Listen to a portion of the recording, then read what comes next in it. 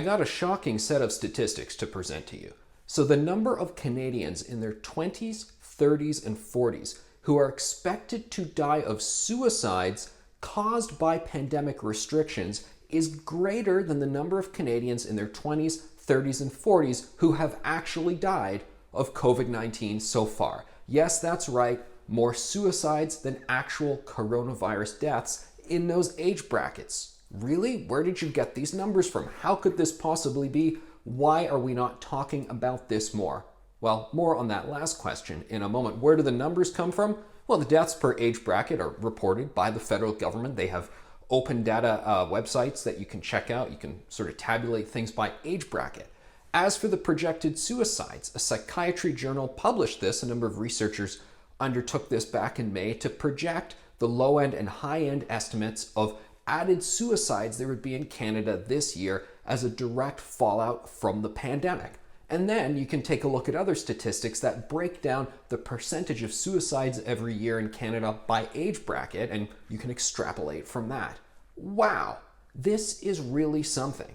Why are we not hearing more of it? That is a good question. I would like to know the answer to that from, yes, the media, and perhaps more importantly, from public health officials and from politicians, because they are the ones who are going up at the podium in front of the press and they are announcing these restrictions that are in turn causing the conditions which are leading to increased mental illness, substance abuse issues, and yes, suicide.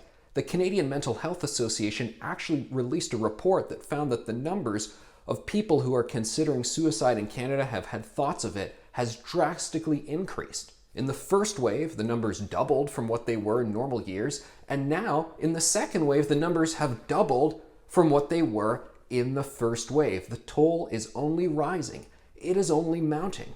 You know, we've had these conversations in past months about addiction issues, rising opioid deaths on the rise in Canada, believed to be caused by the pandemic restrictions. And yes, sometimes public health officials, they do acknowledge it, and politicians say, oh yes, it's a problem and so forth. And then they just kind of brush it aside and keep talking about why they need to shut down this part of your life or that part of your life to flatten the curve and to bring down hospitalizations and so forth.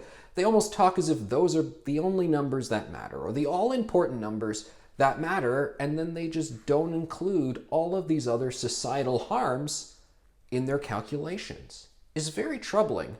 It's very alarming. I imagine there are researchers at some institutes right now that are trying to do a really big picture calculation of actually how many people have died of the lockdown restrictions. Medical researchers and people working in hospitals, they have told me that yes, people are choosing to not go to the hospital when they have early signs of cancer that previously maybe they would have gone to. They don't show up until hospital later on when they're displaying late stage signs. So they've actually, unfortunately, by making those decisions, decreased their chances of getting early access to treatment that could save their lives. So much of this is going on right now. It's a cliched question to say, well, is the cure worse than the disease? But when you tabulate the numbers, it's starting to look like, particularly for younger Canadians, yes, it most definitely is.